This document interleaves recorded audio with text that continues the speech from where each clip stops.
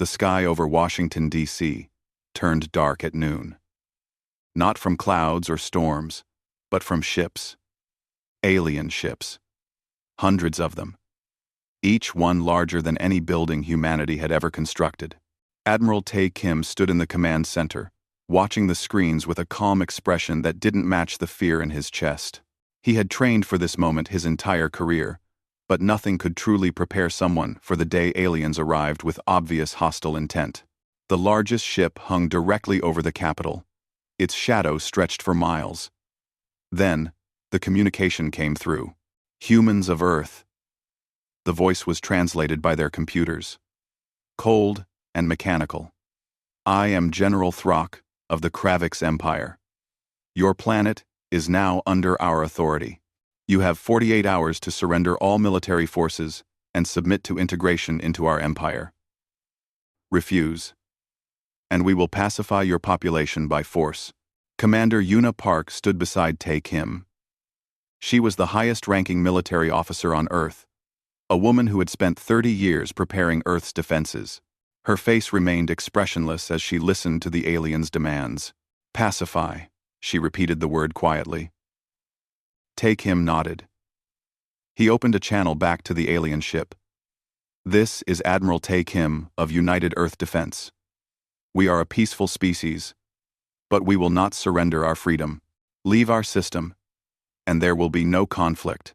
The alien general's laugh came through the speakers. It sounded like grinding metal. You have 50 armed vessels. We have 10,000. Your defenses are primitive. Your weapons are outdated. You cannot win. Surrender? Or watch your cities burn. The transmission ended. Yuna Park turned to her staff. Begin evacuation protocols for all major population centers. Priority to children and elderly. We have 48 hours. Across the country, alarms began to sound. Parents grabbed their children from schools. Families packed into cars, trains, and buses, heading away from the cities toward designated safe zones in rural areas. The highways became rivers of frightened people, all wondering if they would survive the next 2 days. On Liberty Station, an orbital platform circling Earth, Captain Han Rivers watched the alien fleet through his viewport. He was supposed to be off duty, supposed to be home with his family, but when the aliens arrived, all leave was canceled. Now he stood on the station, watching death hang over his home. His wife G had called an hour ago. She and their daughter Nari were in Seattle, waiting for a bus to take them to the safe zones. The line was long. Too long. Above Seattle, 3 massive alien warships floated like dark moons. Sir. One of his officers approached. The Kravix are positioning weapons. They're targeting our cities. Han's jaw tightened. Are they targeting military installations? No, sir. They're aimed at residential areas. Schools. Hospitals. Han felt something cold settle in his stomach.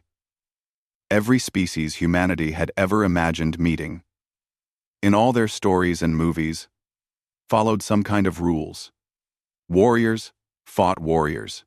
Soldiers fought soldiers. Even the cruelest fictional aliens usually had some logic to their violence. But these aliens were pointing weapons at schools. In the command center, Yuna Park received reports from around the world. The Kravix had positioned ships over every major city on Earth. New York, London, Tokyo, Mumbai, Sao Paulo, Lagos, all of them under alien guns. A young lieutenant named J. Foster spoke up, his voice shaking slightly. Commander, they're not acting like a military force. They're acting like terrorists. Why target civilians? An older officer, Colonel de Martinez, answered. Because they think it will make us weak. They think if they threaten our families, we'll be too scared to fight. Will it work? Jay asked. Yuna Park turned to look at the young lieutenant. Her eyes were hard. What do you think happens when you threaten a human's child, Lieutenant? Jay thought about his own little brother, still in high school. He thought about what he would do if someone pointed a gun at him. Yuna nodded. Get me a secure line to all defense commanders. and find out where Dr. Un Nakamura is. We're going to need her. Dr. Un Nakamura was in a laboratory buried 3 miles beneath Colorado. She was Earth's leading physicist, the woman who had made breakthroughs in energy systems and propulsion that had gotten humanity into space faster than anyone expected. She was also one of the few people who knew Earth's biggest secret. When the call came through, she wasn't surprised. She had been waiting for this day for a long time. "Commander Park," she said into the communicator. "I assume you're calling about the Valkyrie project? Can it work?" Yuna asked. Un looked at the massive machines surrounding her, systems that officially didn't exist, weapons that Earth's government had publicly declared they would never build. "It's ready. It's been ready for 30 years. The question is whether we're ready to show the galaxy what we can really do." "They're threatening to kill children, Doctor." Un's expression hardened. She had children of her own, grandchildren now. "Then I'd say we're ready. Give the word, and I'll begin activation protocols." Back on Liberty Station, Han Rivers received a message on a private channel. It was from Yuna Park herself, marked with the highest security clearance. "Captain Rivers, in 6 hours you will receive new orders. Your station is not what it appears to be. Neither are you just a regular officer. Stand by for Valkyrie activation." Han read the message twice. Valkyrie. He had heard rumors about a project with that name, whispers in the officers' mess, stories that people dismissed as conspiracy theories. Some said Earth had been building secret weapons for decades. Others said humanity had been preparing for hostile first contact since the day they learned to leave their planet. He looked out at the alien ships, at the weapons pointed at his home, at the threat hanging over his daughter's head. "Valkyrie," he whispered to himself. Whatever it was, he hoped it was enough. In his flagship, General Throck reviewed the scans of Earth's defenses. Pathetic. A few dozen armed ships, some basic missile systems, primitive energy shields. This would be the easiest conquest in his career. His second-in-command approached. "General, some of our intelligence officers are concerned. The humans evacuating their cities very efficiently, almost like they were prepared for this." Throck waved a dismissive hand. "All species panic when confronted with superior force. 48 hours, and they will kneel. And if they don't..." He smiled, showing rows of sharp teeth. "Then we demonstrate what happens to species who defy the Kravix Empire." He had no idea that humanity was not panicking. They were preparing. And the weapons pointing at human children had just activated something the aliens could never have predicted. Humanity wasn't getting ready to surrender. They were getting ready for war. 36 hours had passed since the ultimatum. The evacuation was going as well as could be expected, but it wasn't fast enough. Millions of people still remained in the cities, unable to get out in time. Mira Chen sat in a conference room, trying to negotiate with the Kravix. She was Earth's diplomatic officer, trained in first contact protocols, skilled in multiple languages, and cultural communication. None of it mattered. "We are not a threat to your empire," she said carefully, speaking into the camera that transmitted to the alien flagship. "We only want to exist peacefully. Surely we can reach some agreement." General Throck's face appeared on the screen. His species looked almost reptilian, with scales that shifted colors and eyes that had too many pupils. "There is only one agreement. Submission. We have conquered 400 worlds. All of them tried to negotiate. All of them failed. You are no different." "But why?" Mira pressed. "Because it is what we do," Throck said simply. "Because we are strong, and you are weak. The strong rule. The weak serve. This is the law of the universe." The transmission ended. Mira put her head in her hands. Beside her, another diplomat spoke quietly. "They don't want anything from us except submission. They're not interested in resources or territory. They just want to dominate." "Then we can't give them what they want," Mira said, lifting her head. "Because that's the one thing humanity has never been good at. Submitting. General Throck was growing impatient. 12 hours remained in the ultimatum, and the humans showed no signs of surrender. If anything, they seemed to be organizing their resistance. Their primitive military was moving into defensive positions. Their civilian leadership was broadcasting messages of unity and defiance. It was time to show them the cost of resistance. Prepare a demonstration, he ordered his weapons officer. Select a low-value target, something that will hurt their morale but not waste our ammunition. The weapons officer studied the scans of Earth. There is a learning facility in the city called Portland. It contains approximately 200 young humans. Minimal defensive value. Maximum emotional impact. Throck nodded. Perfect. 3 fighters. Precision strike. I want the building gone, but I don't want to waste resources on the surrounding area. Show them we can target whatever we want, whenever we want. On Liberty Station, Captain Han Rivers was running a diagnostic on systems that, according to the official records, didn't exist. The station wasn't just an orbital platform. It was a weapons array that had been disguised as a civilian installation, and he was about to activate it for the first time. His communicator buzzed. "Captain, we're detecting movement in the Kravix fleet over Portland." Han pulled up the display. 3 small alien fighters were breaking formation, descending toward the atmosphere. He tracked their trajectory and felt his blood turn to ice. They're heading for the elementary school on Baker Street. The school should have been empty. The evacuation had prioritized schools, but Han could see on the sensors that there were still heat signatures in the building. Hundreds of them. The buses hadn't arrived yet. The children were still there. "Get me Commander Park," he said urgently. "Get me anyone. They're about to..." The Kravix fighters opened fire. The school building exploded. One moment it was there, full of children waiting for the evacuation buses that were running late. The next moment, it was gone. Just smoke and rubble and silence.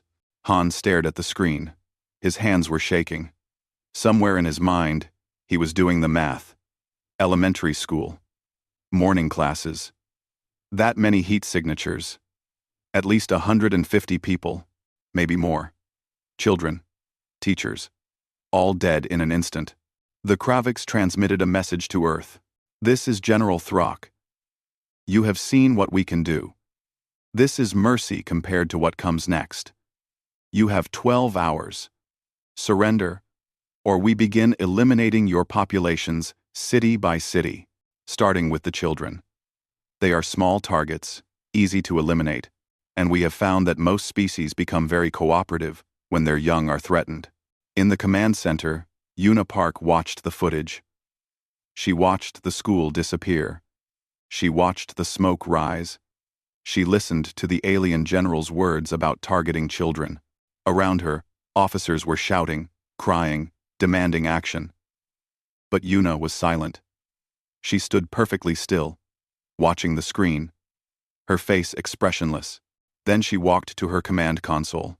She entered a code that only 5 people on Earth knew. A code that had existed for 3 decades. Waiting. A code that, once entered, could not be undone. "Authorization code Valkyrie Red," she said clearly. "Release all limiters. All stations, all platforms, all defense grids. Full activation. Across Earth, in secret bunkers and hidden facilities, in orbital stations disguised as civilian platforms, in cargo ships that were more than they seemed, systems began to wake up." Lieutenant J. Foster was standing near Commander Park when she gave the order. He didn't understand what it meant. He turned to Colonel Day Martinez. Confused. "Sir, what's Valkyrie Red?" The colonel's face was grim. "It means we're done pretending." "Pretending what?" "Pretending that humanity is weak. Pretending that our 50 ships are all we have. Pretending that we're not ready for this." Day looked at the young lieutenant. "For 300 years, humanity has been preparing for hostile first contact. We hoped it would never come. We hoped we'd meet friendly species first, but we prepared for the worst. And the Kravix just triggered every single failsafe we built." Jay still didn't understand. "But we only have 50 armed ships. How can we fight?" 10,000. Day smiled. But it wasn't a happy smile. It was the smile of someone who knew a terrible secret. We have 50 armed ships that they know about, Lieutenant. Now watch what happens when we stop hiding. On the Kravik's flagship, sensors began to report anomalies. Energy readings from Earth were spiking. Systems that hadn't shown any power signatures before were suddenly lighting up like stars. General, the sensor officer reported, we're detecting massive power surges across the planet. Underground facilities are activating. Orbital platforms are showing weapons-grade energy signatures. Throck frowned. Impossible. Our intelligence showed they had minimal military capacity. Sir, our intelligence was wrong. I'm reading thousands of power signatures. They're everywhere. The moon base isn't a mining colony, it's a military installation. The Mars stations aren't research facilities. They're armed fortifications. The cargo ships, the civilian satellites, everything is armed. Throck felt something he hadn't felt in many years. Uncertainty. How many armed vessels do they actually have? The sensor officer's voice shook. Sir, I'm counting over 3,000 active military signatures, and they're still powering up. And friend. Captain Han Rivers received his new orders. Liberty Station was dropping its disguise. The civilian hull panels were retracting, revealing weapons arrays that could tear through capital ships. The research modules were actually missile batteries. The entire station was a gun pointed at the alien fleet, and they had been sitting next to it for 36 hours without knowing. Han looked at his crew. They were all looking back at him, with grim determination. They killed kids, one of them said quietly. They killed kids, and threatened to kill more. Han nodded. So now they learn what happens when you threaten human children. All stations, power up weapons, target the 3 fighters that bombed Portland. I want them gone. Down on Earth, Una Park was broadcasting a message. Not just to the Kraviks, but to every ship in range, every frequency, every communications channel in the system. This is Commander Una Park of United Earth Defense. You have murdered our children. You have threatened our innocence. You believe this makes you powerful. You are about to learn why every human culture, across all our history, shares one universal truth. Those who harm our children face no mercy. Leave now. Or face extinction. This is your only warning. General Throck heard the message. He heard the certainty in her voice. He looked at the sensor reports, showing thousands of human weapons powering up, and for the first time in his military career, he felt afraid. General Throck stared at his sensor displays, trying to make sense of what he was seeing. 3,000 armed vessels. That's what his sensors claimed. But it was impossible. His intelligence had been thorough. They had watched Earth for months before the invasion. They had counted every ship, cataloged every weapon, mapped every defense. 50 armed ships. That's what they had found. That's what humanity was supposed to have. Run full diagnostics on all sensors, he ordered. This must be some kind of jamming or electronic warfare. His sensor officer worked frantically, running test after test. Finally, he looked up, his face pale. Sir, the sensors are working perfectly. The signatures are real. They were there all along. We couldn't see them. Explain, Throke demanded. They were hiding in plain sight, sir. That cargo ship we detected last month? It just activated weapons that could destroy a cruiser. The mining station on their moon? It's actually a fortress with enough firepower to defend an entire sector. Every civilian installation, every commercial vessel, every research station was a disguise. They've been militarized this entire time, and we never knew. One of the tactical officers spoke up. Sir, we should withdraw and request reinforcements. But Throck's pride wouldn't allow it. He had conquered 400 worlds. He had never retreated from a primitive species. No. We still outnumber them. 3-1. Prepare the fleet for combat. All ships, battle formation. If they want war, we'll give them war. On Liberty Station, Captain Han Rivers watched the Kravix fleet move into attack formation. Instead of fear, he felt something cold and hard settle in his chest. These aliens had killed children. His daughter could have been in that school if they had lived in Portland instead of Seattle. The only difference between his Nari and those dead children was geography. Wraith Squadron, this is Captain Rivers. Prepare to launch. Around the station, space itself seemed to ripple. Ships appeared from nowhere, materializing like ghosts. They had been there all along, cloaked by stealth systems that bent light and radar around them. Wraith Squadron had been waiting above Earth for 3 years, invisible, unknown, ready. Han climbed into his fighter. It was smaller than the Kravix ships, but it was fast and packed with weapons that humanity had kept secret from the galaxy. As he launched, he opened a channel to his squadron. Remember what we're fighting for. Remember those children in Portland. No mercy. No mercy. 20 voices echoed back. Dr. Un Nakamura was in her underground laboratory, watching the battle preparation on multiple screens. Around her, scientists and engineers worked at stations controlling systems that officially didn't exist. Project Valkyrie is fully active, she reported to Commander Park. All hidden defense grids are online. Stealth weapons platforms are dropping their cloaks. Quantum disruptors are charged and ready. Una Park's voice came through the communicator. I need to know, Doctor. Will it be enough? Un looked at the displays showing Earth's true military might. Commander, humanity has spent 300 years preparing for this exact scenario. We've built weapons the Kravix have never seen. We've hidden enough firepower to fight a galactic war. The question isn't whether we can win. The question is how much of their fleet will survive the first hour. Then let's find out, Una said. All stations, weapons free, engage at will. The battle began with silence. In space, there is no sound. But if there had been, it would have been deafening. Liberty Station fired first. Massive railguns that had been disguised as communication arrays launched metal slugs at a fraction of light speed. They punched through 3 Kravix dreadnoughts before the aliens even realized they were under attack.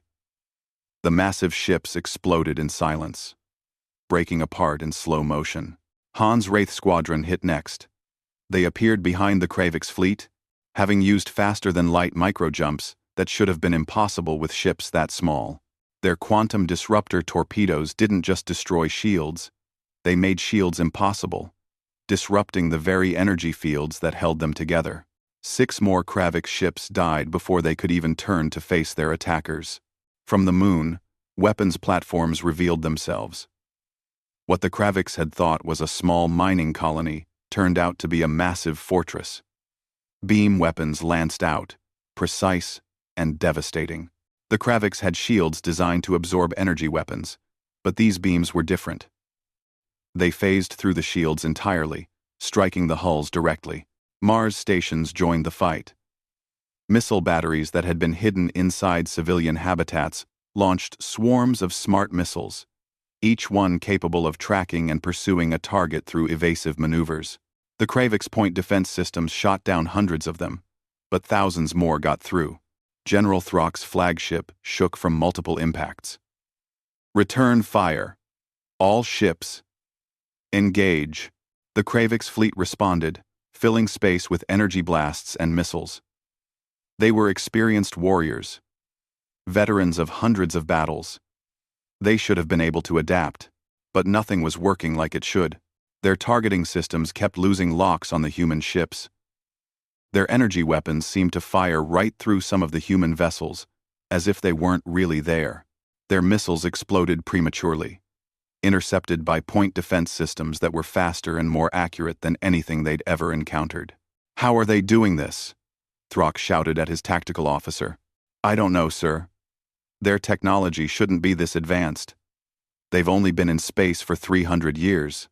In the command center on Earth, Colonel De Martinez watched the battle unfold with grim satisfaction.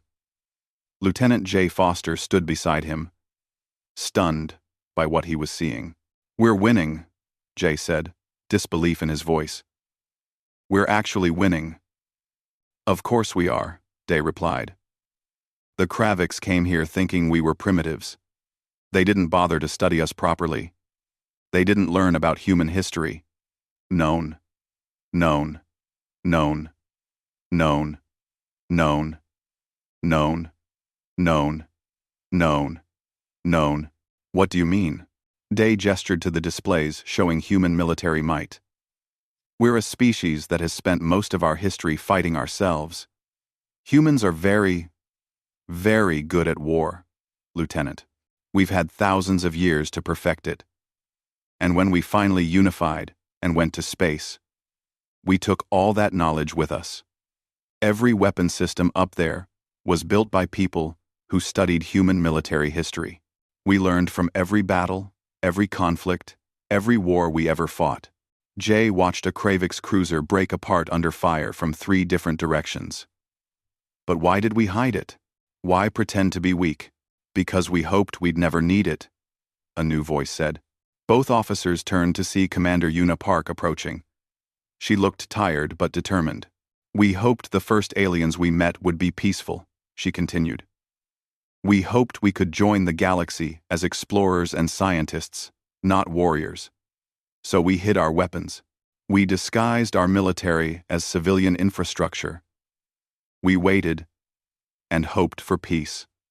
Her expression hardened. "But we prepared for war. And when they threatened our children, they gave us no choice." Captain Han Rivers dodged through Kravix fire, his fighter moving in patterns that seemed impossible. The aliens couldn't predict his movements because they thought in straight lines and standard tactics. Han was flying like a human, which meant he was unpredictable, creative, and willing to take risks that no rational computer would calculate. He locked onto one of the 3 fighters that had bombed the school. It was trying to retreat back to its carrier. Han followed, weapons hot. "This is for Portland," he said quietly, and fired. The quantum disruptor hit the fighter dead center. The ship simply ceased to exist, torn apart at the molecular level. Han targeted the second fighter, then the third. Within minutes, all 3 were gone. It wasn't enough. Destroying 3 fighters wouldn't bring back those children. But it was something. Dr. Yu Nakamura activated the final surprise. She had deployed nanite probes weeks ago, tiny machines smaller than dust particles. They had drifted through space, undetected by Kravix sensors, and attached themselves to the alien ships. Now, she activated them. On Throck's flagship, systems began failing. Navigation went offline. Weapons stopped responding. Life support flickered. The nanites were eating through the ship's systems, disrupting circuits, corrupting computers, spreading like a technological plague. "We're being attacked from inside," an engineer screamed. "Something is in our systems." The same thing was happening across the Kravix fleet. Ships went dark. Weapons died. Shields collapsed. The mighty invasion force that had darkened Earth's skies was falling apart. General Throck finally understood the truth. This wasn't just a battle. It was an execution.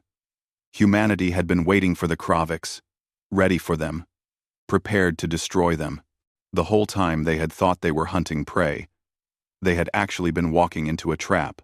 "Retreat," he ordered, his voice hollow. "All ships, emergency jump. Get us out of here." But his navigation system was dead. His communications were failing. And human ships were closing in, from all sides. He had threatened humanity's children. Now he was learning the cost. 72 minutes. That's how long it took for humanity to turn the tide of the battle. Completely. General Throck's flagship limped through space, half its systems dead from the nanite infection. Around him, his fleet was in chaos. Ships collided as their navigation systems failed. Weapons fired randomly as targeting computers went haywire. And everywhere, human ships darted through the confusion like wolves hunting in a storm. "Status report," Throck demanded, though he already knew the answer would be bad. His tactical officer's hands shook as he read from the displays. "We've lost 4,000 ships, sir. Another 3,000 are critically damaged. Only 2,000 remain combat capable, and those are taking heavy fire. 4,000 ships. Gone in just over an hour." Throck had never seen anything like it. In 400 conquests, he had never lost more than a few dozen ships. The humans were supposed to be primitives. They were supposed to surrender when faced with superior numbers. Instead, they had revealed themselves to be something far more dangerous than he had imagined. Commander Unipark watched the battle from the command center, coordinating the global defense network with calm efficiency. Every movement of the human forces was precise, calculated, and devastating. This wasn't the panicked defense of a desperate species. This was the execution of a plan that had been refined over centuries. "Target the command ships," she ordered. "Cut off their coordination. Force them to fight as individuals, not as a fleet." Across the solar system, human forces followed her orders. The Kravix fleet had been organized around carrier groups, each one commanded by a capital ship. Human forces identified and targeted these command vessels with focused fire. One by one, the Kravix command structure collapsed. Captain Han Rivers led Wraith Squadron through the heart of the enemy fleet. They were no longer hunting specific targets. Now they were spreading chaos, hitting weak points, destroying damaged ships before they could repair, preventing any organized Kravix response. His communicator buzzed with a message from his wing leader. "Captain, we're detecting Kravix landing craft attempting to reach Earth's surface. They're trying to deploy ground forces." Han checked his displays. 20 landing craft, each carrying approximately 200 Kravix soldiers, were diving toward the atmosphere. They were aiming for populated areas, trying to take hostages or create chaos on the ground. "Earth defense, this is Wraith-led. I see the landing craft. Permission to engage?" Unipark's voice came back immediately. "Permission granted. Do not let a single craft reach the surface." "Copy that." Han redirected his squadron. The Wraith fighters accelerated, pushing their engines beyond normal limits. They caught up with the landing craft just as they entered the upper atmosphere. The landing craft never had a chance. They were designed for troop transport, not combat. Wraith Squadron tore through them with brutal efficiency. 20 craft became burning meteors, falling harmlessly into the ocean. On the ground, Colonel De Martinez commanded the surface defense network. The railgun arrays that the Kravix had thought were just industrial equipment revealed their true purpose. Magnetic accelerators launched projectiles into orbit with pinpoint accuracy, targeting Kravix ships that strayed too close to the planet. Lieutenant J. Foster was manning one of the control stations, his earlier doubts replaced by fierce determination. He watched his screen as another railgun shot connected with a Kravix cruiser, punching through its hull and causing a cascade of internal explosions. "Target destroyed," he reported, his voice steady. Day nodded approvingly. "Good shooting, Lieutenant. Next target." But even as they fought, Day was watching the larger picture. The battle was won. The Kravix fleet was broken. But Commander Park's orders had been specific: disable and capture when possible, destroy only when necessary. "All ground stations," Day transmitted. "Begin targeting weapons and engines only. Commander Park wants prisoners, not corpses." Dr. Un Nakamura's nanites had done their work throughout the Kravix fleet. Now she switched them from destruction mode to control mode. Instead of destroying systems, the nanites began taking them over, locking out Kravix crews from their own ships. On dozens of Kravix vessels, crews found themselves trapped. Their controls wouldn't respond. Their doors wouldn't open. Their life support was controlled by an outside source. They were prisoners on their own ships. "This is United Earth Defense, a message broadcast to all the captured ships. Your weapons are disabled. Your engines are offline. Surrender, and you will be treated humanely. Resist, and we will simply shut off your life support and let you suffocate. Choose." Most chose surrender. General Throck's flagship was one of the ships still fighting, but barely. Half his crew was dead or injured. His weapons were nearly depleted. His shields were gone. And worst of all, he could see that he was surrounded. Human ships had formed a sphere around his flagship, weapons pointed inward. They could destroy him at any moment. But they weren't firing. A transmission came through on the emergency channel. It was Commander Una Park. General Throck. This is Commander Park. You have one opportunity to survive. Order your remaining ships to stand down. Do it now, or we will eliminate every single vessel in your fleet. Throck looked around his bridge. His officers were watching him, waiting for orders. They were warriors of the Kravix Empire. They didn't surrender. They fought to the death. But as he looked at the tactical display, at the remnants of his once mighty fleet, at the thousands of human ships that surrounded them, he realized something. Death would be easy. Death would be honorable. Living with the knowledge that he had lost, that he had underestimated humanity, that his threats against their children had backfired so catastrophically that it would change the course of galactic history forever. That would be far worse than death. All Kravix vessels, he transmitted, his voice heavy with defeat. Stand down. Deactivate all weapons. Prepare to be boarded. Around him, his officers looked shocked.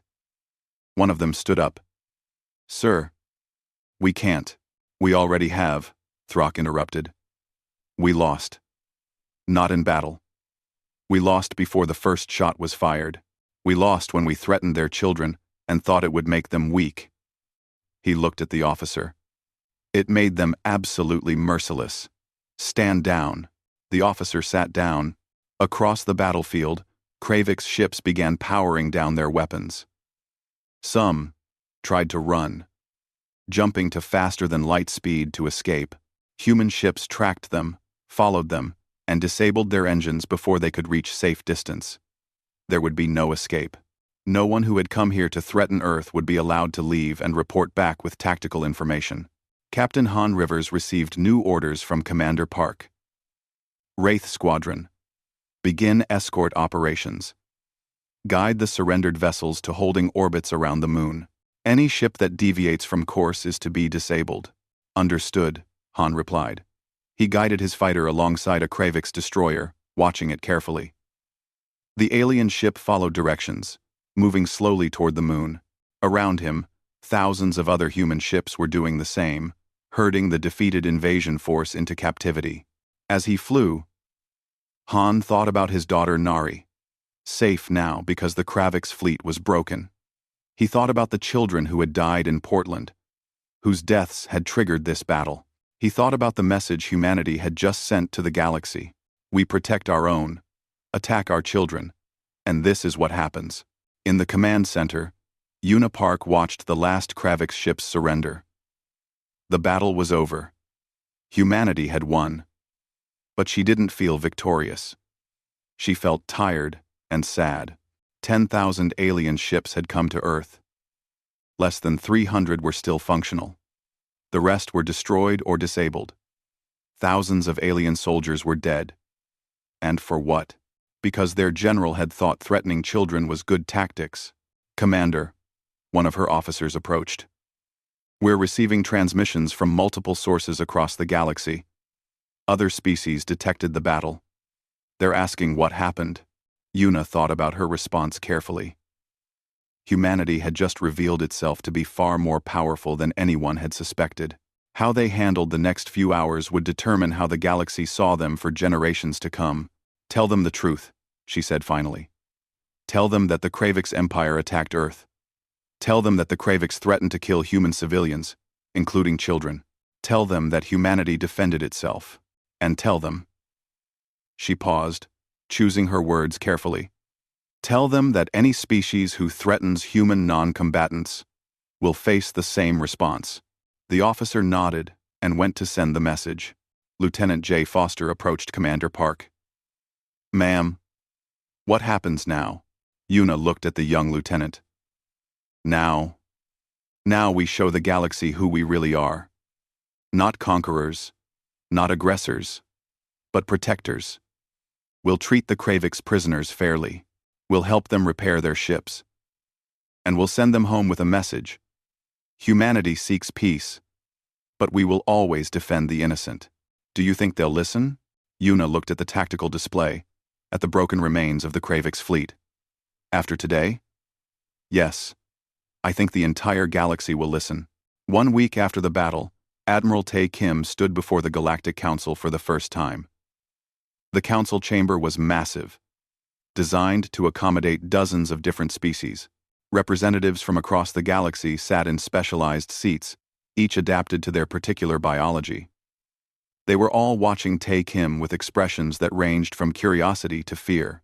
The human admiral wore his dress uniform, standing straight and calm despite the weight of hundreds of alien eyes upon him.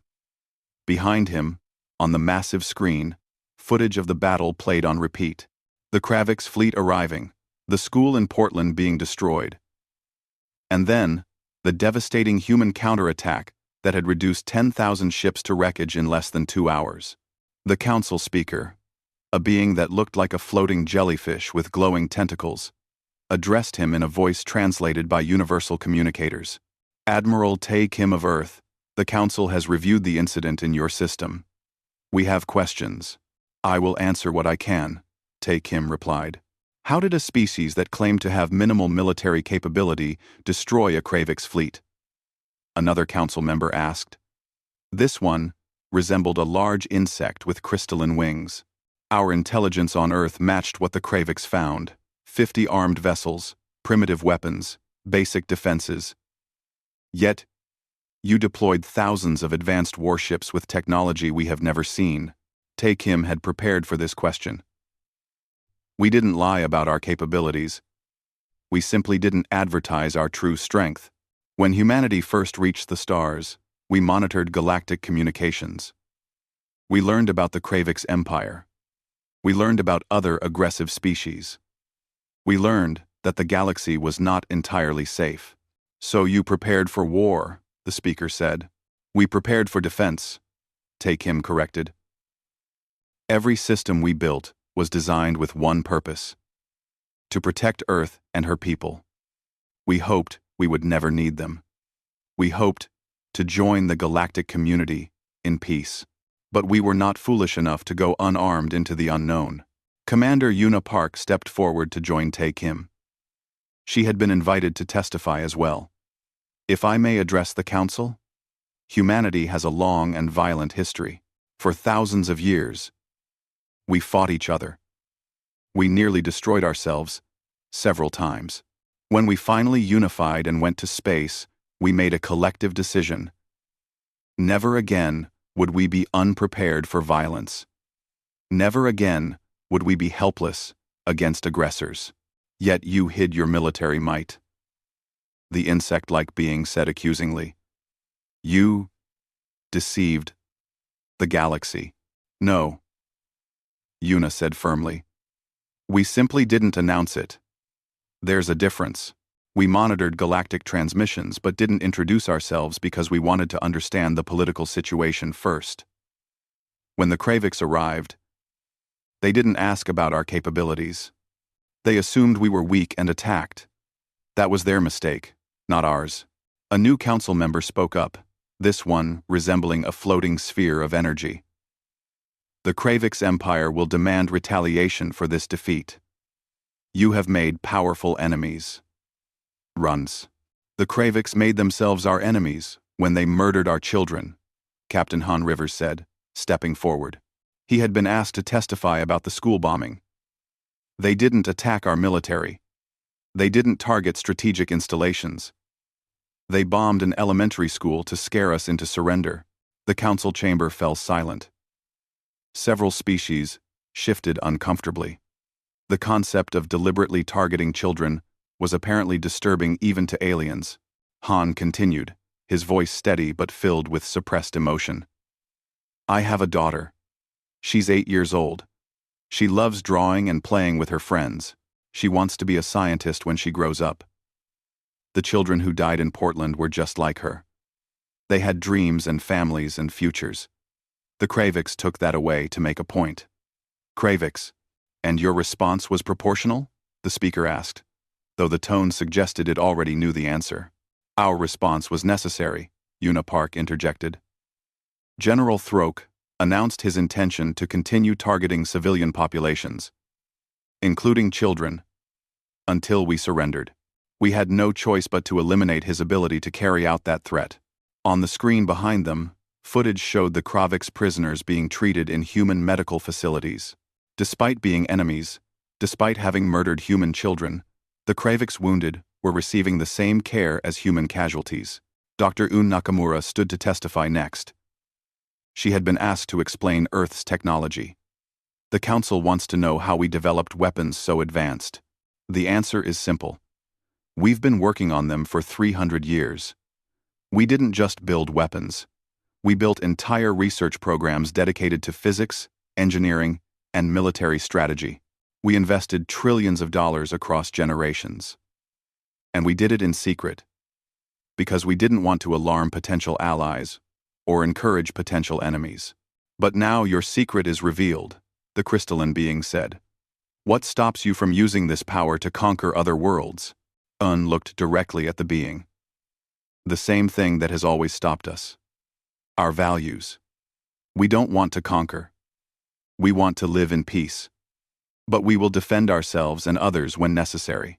Watch the footage again. We could have destroyed the entire Kravix fleet. Instead, we disabled most of their ships and took prisoners. We showed restraint, even in righteous anger. General Throck was brought before the Council in chains. The once proud military commander looked diminished, his scales dull, and his posture defeated. He was there to testify about the Kravix perspective. General Throck, the speaker addressed him. You commanded the invasion of Earth.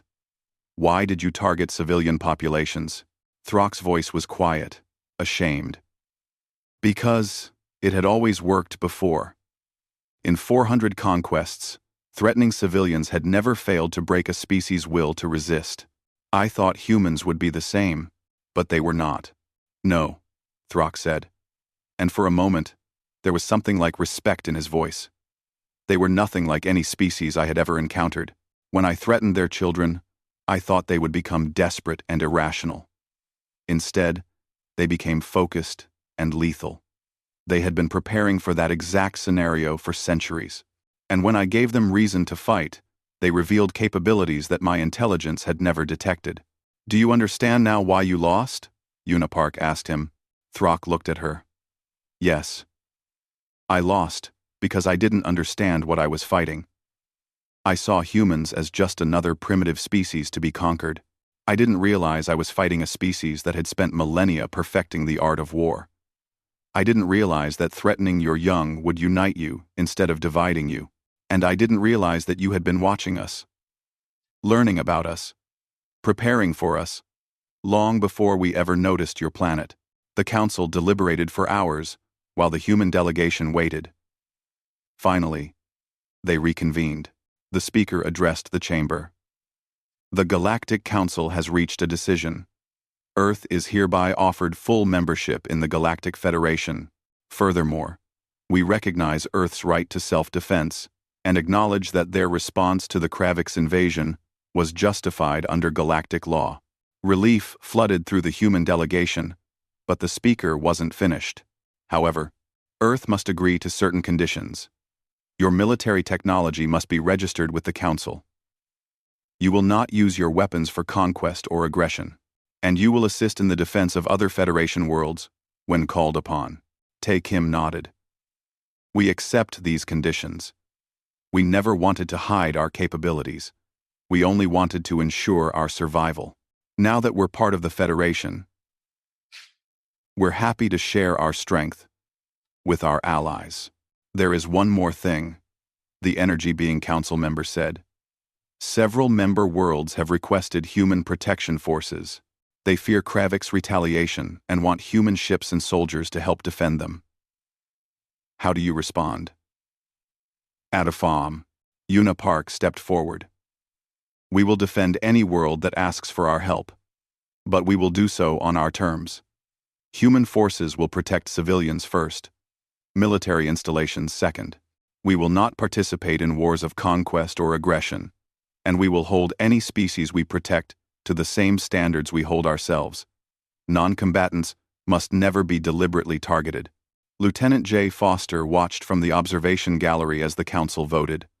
One by one, species after species voted to accept Earth into the Federation. When the final vote was counted, it was unanimous.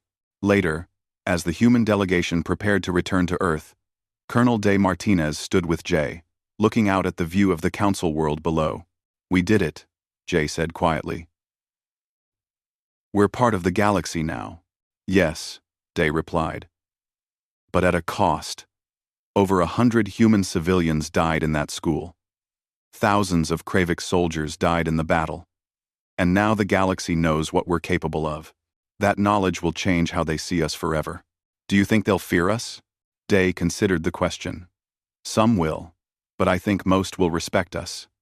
We showed we can fight, but we also showed we can show mercy. We destroyed the Kravik's fleet, but we're healing their wounded. We revealed weapons that could threaten the entire galaxy, but we're offering to use them only in defense. That's the message we sent." Back on Earth, Captain Han Rivers returned home to his family. His wife Ji and daughter Nari were waiting at the spaceport. When Nari saw him, she ran forward and hugged him tightly. "Daddy, you're back. Did you beat the bad aliens?" Han knelt down to her level. "Yes, sweetie. The bad aliens are gone. They won't hurt anyone anymore." "Are you a hero?" Han thought about the battle. About the Kravik's ships he had destroyed. About the lives ended by his weapons. "No, baby. I'm just a father who wanted to keep his daughter safe. That's what we all were. Just people protecting the ones we love." At the memorial in Portland, Commander Una Park stood before the names of the children and teachers who had died. Behind her, thousands of people had gathered for the ceremony. Flowers and toys covered the ground where the school had stood. "We cannot bring them back," Una said to the crowd. "We cannot undo what was done, but we can honor their memory by ensuring it never happens again. From this day forward, Earth will stand as a guardian for the innocent. Not just our own innocence, but innocence across the galaxy. These children died because someone thought targeting them would make us weak. Instead, their deaths made us stronger, united, resolved." She paused, looking at the names. They were not soldiers. They were not warriors. They were children who should have had long, happy lives. We owe it to them to build a galaxy where children can grow up safe, where schools are never targets, where innocents are always protected. The message that Earth broadcast across the galaxy became famous, translated into hundreds of languages, discussed on thousands of worlds.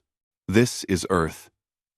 We seek peace, friendship, and cooperation with all species. We offer our technology, our resources, and our protection to those who need it. But know this: we protect our own, and we protect the innocent. Those who come in peace will find no warmer welcome. Those who threaten the defenseless will find no mercy. The choice is yours. Choose peace, and we will be your greatest allies. Choose violence against innocence, and you will learn why humanity survived 10,000 years of our own wars. We are not aggressors. We are not conquerors. But we are absolutely uncompromising in our defense of those who cannot defend themselves. Remember Portland. Remember what happens when you threaten human non-combatants. And choose wisely. Quote, Dr. Un Nakamura received visitors from dozens of worlds, all wanting to understand human technology, human tactics, human psychology. To each of them, she gave the same advice. Don't study our weapons, study our values. We didn't win because we had better guns. We won because we were fighting for something that mattered more than victory. The safety of our children. Find what matters most to your people, and you'll find your own strength. Admiral Tae Kim oversaw the transformation of Earth's military into the Galactic Protection Force. Ships that had been hidden for centuries were now openly patrolling Federation space. Human soldiers trained alongside alien allies, teaching tactics and learning from other species. And everywhere humans went, they carried the lesson of Portland. Protect the innocent, show mercy when possible, but show absolutely no mercy to those who would harm the defenseless. General Throck remained on Earth, a prisoner, but one treated with dignity. He spent his days writing a book about his experience, a warning to other species about the cost of underestimating humanity. The last line of his book became almost as famous as Earth's broadcast. I came to Earth believing humans were weak because they valued life. I left understanding they are strong precisely because they value life. They will endure any hardship, face any enemy, pay any cost to protect their young. I threatened their children and thought it would break them. Instead, it revealed what they truly are. A species that becomes most dangerous when fighting for something they love. Years later, when young Nari asked her father about the war, about the aliens and the battle, Han told her a simple truth. Bad people tried to hurt innocents. Good people stopped them. That's all war ever is. Really. And that's why we always protect those who can't protect themselves. Nari nodded, understanding. And in that moment, Han knew that the lesson would carry forward to the next generation. Humanity would never forget Portland, would never forget the cost of peace, would never stop protecting the innocent. The galaxy had learned who humans really were. And the message was clear. You dare threaten human non-combatants? Then you face all of humanity, united, prepared, and absolutely merciless in defense of their young. It was a lesson the galaxy would not forget.